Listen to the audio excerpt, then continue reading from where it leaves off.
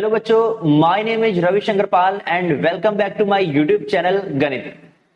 बेटा स्क्रीन पे आप देख रहे होंगे चैप्टर का नाम है इनवर्स ट्रिग्नोमेट्रिक फंक्शन। आज हम लोग ये चैप्टर स्टार्ट करने वाले हैं और इसको एकदम स्टार्टिंग से एकदम बेसिक से समझने वाले हैं बेटा। तो हम लोग शुरुआत करेंगे चैप्टर के नाम से ही। चैप्टर का नाम बेटा क्या है? Inverse trigonometric function. क्या नाम है बेटा चैप्टर का? Inverse trigonometric function. इनवर्स का मतलब बेटा क्या होता है? उल्टा। इनवर्स का मतलब क्या होता है? उल्टा। और आगे लग गया है ट्रिग्नोमेट्रिक फंक्शन। इसका मतलब ट्रिग्नोमेट्रिक फंक्शन को जब आप पलट देंगे, जब आप इनवर्स ट्रिग्नोमेट्रिक फंक्शन को उल्टा कर देंगे मतलब पलट देंगे, तो आपको क्या मिलेगा? तब आपको मिलेगा इनवर्स ट्रिग्नोमेट्रिक फंक्शन। अच्छा, नाम का तो मतलब बता दिया कि जब आप ट्रिग्नोमेट्रिक फंक्शन को पलटते हैं तो आपको मिल जाता है इनवर्स ट्रिग्नोमेट्रिक फंक्शन। क्या आप मुझे ये फील करा सकते हैं कि भैया ये जो आप बोल रहे हैं कि नाम का इनवर्स ट्रिग्नोमेट्री है, तो जब हम ट्रिग्नोमेट्री को पलट देंगे तो हमें इनवर्स ट्रिग्नोमेट्री मिल जाएगा? इसको जरा फील करते हैं, ठीक है बेटा। आप यहां पर देख रहे होंगे कि मैंने कुछ ट्रिग्नोमेट्रिक फंक्शन लिखे और उनकी वैल्यू लिखी है। ये सब चीजें आपने क्लास 10th में पढ़ रखी होगी, क्लास 11 में पढ़ रखी होगी बेटा। जैसे साइन पाई 4 की वैल्यू आपको पता होनी चाहिए 1/√2 होती है। tan पाई 4 की वैल्यू आपको पता होनी चाहिए बेटा 1 होती है। cos 0 की वैल्यू आपको पता होनी चाहिए बेटा 1 होती है। और sin -π/6 की वैल्यू भी बेटा -1/2 होती है। ये सारी इंफॉर्मेशन आपको होनी चाहिए बेटा। यहां पर मैं आपको एक बात बताता हूं। यहां पर देखिए साइन और ये जो π/4 है बेटा, इसको हम लोग बेटा मान के चलते हैं कि ये हमारा है इनपुट। ये क्या है?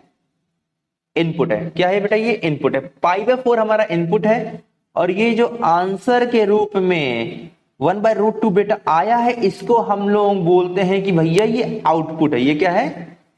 आउटपुट है। इसी तरह बेटा ये हो जाएगा इनपुट। ये क्या हो जाएगा? इनपुट हो जाएगा। और ये जो 1 है बेटा, ये 1 क्या हो जाएगा? ये 1 हो जाएगा बेटा आउटपुट। इसी तरीके से बेटा ये जो 0 है, ये 0 क्या हो जाएगा? ये 0 हो जाएगा इनपुट। और बेटा जो ये 1 है, ये 1 क्या हो जाएगा? आउटपुट हो जाएगा। बेटा ये जो -π/6 है, इसको हम लोग ट्रिग्नोमेट्रिक फंक्शन में बोलेंगे इनपुट। और ये जो बेटा आपको दे रखा है -1/2, इसको हम लोग ट्रिग्नोमेट्रिक फंक्शन में बोलेंगे आउटपुट। तो यहां से आपको एक चीज क्लियर हो गई होगी कि इनपुट और आउटपुट किसे कहते हैं। तो अब बेटा मैं लिखने जा रहा हूं इसी ट्रिग्नोमेट्रिक फंक्शन से इनवर्स ट्रिग्नोमेट्रिक फंक्शन, ठीक है। अब देखो मैं कैसे लिखूंगा। अब मैं sin π/4 इक्वल्स टू 1/√2 है। अब लिखने वाला हूं इनवर्स ट्रिग्नोमेट्रिक फंक्शन। तो बेटा ये हो गया साइन इनवर्स, ये जगह छोड़ दी मैंने इक्वल्स टू लिख के। इसको अगर मैं लिखूंगा बेटा इनवर्स में, तो बेटा ये हो जाएगा tan इनवर्स। बेटा ये मैंने ब्रैकेट बनाया, ये जगह छोड़ दी, इक्वल्स टू में भी मैंने जगह छोड़ दी। अब बेटा ये cos है ट्रिग्नोमेट्रिक फंक्शन, इसको भी मैंने बदल दिया इनवर्स में। ये जगह मैंने छोड़ दी और इक्वल टू वाली जगह भी छोड़ दी। और बेटा इसको मैंने लिखा साइन इनवर्स बेटा, ये ब्रैकेट छोड़ दिया और इक्वल्स टू वाली जगह मैंने बेटा क्या की? यहां पर छोड़ दी है, ठीक है। आप समझना यहां पर बेटा ट्रिग्नोमेट्रिक फंक्शन में जो इनपुट होता है वो इनवर्स फंक्शन में आउटपुट बन जाता है, और जो ट्रिग्नोमेट्रिक फंक्शन में आउटपुट होता है वो इनवर्स ट्रिग्नोमेट्रिक में इनपुट बन जाता है। तो उल्टा हुआ बेटा। जैसे अगर मैं पूछूं ट्रिग्नोमेट्रिक फंक्शन में आउटपुट क्या है, आप स्क्रीन पे देखोगे, आप बोलोगे सर जी 1/√2 आउटपुट है ट्रिग्नोमेट्रिक फंक्शन में, तो बेटा ये इनवर्स में इनपुट बन जाएगा, मतलब 1/√2, ठीक है। इसी तरह अगर मैं पूछूं कि ट्रिग्नोमेट्रिक फंक्शन में इनपुट क्या है, तो आप बोलोगे स्क्रीन पे देख करके भैया π/4 है। तो मैं बोलूंगा अगर ट्रिग्नोमेट्रिक फंक्शन का इनपुट π/4 है तो इनवर्स ट्रिग्नोमेट्रिक फंक्शन का आउटपुट हो जाएगा π/4। तो मैं यहां पर आउटपुट इसका क्या लिख रहा हूं? π/4। इसी तरह यहां पर देखो tan π/4 में π/4 क्या है? इनपुट है। π/4 क्या है? इनपुट है। और 1 क्या है? आउटपुट है। तो ट्रिग्नोमेट्रिक फंक्शन का आउटपुट 1 हुआ, तो बेटा ये इनवर्स का इनपुट बन जाएगा। ये इनवर्स का क्या बन जाएगा? इनपुट बन जाएगा। और अगर ट्रिग्नोमेट्रिक फंक्शन का आउटपुट देखेंगे तो 1 था, उसे मैंने किस में बदल दिया, इनपुट में बदल दिया, इनवर्स में 1 लिख दिया। इसी तरह ट्रिग्नोमेट्रिक फंक्शन का जो इनपुट है वो π/4 है, तो इनवर्स का वो बन जाएगा आउटपुट है बेटा। इसी तरह अगर आप कॉस इनवर्स में देखेंगे तो यहां पर आप देख रहे हो आउटपुट क्या है, आउटपुट 1 है, तो इनवर्स फंक्शन का ये बन जाएगा इनपुट।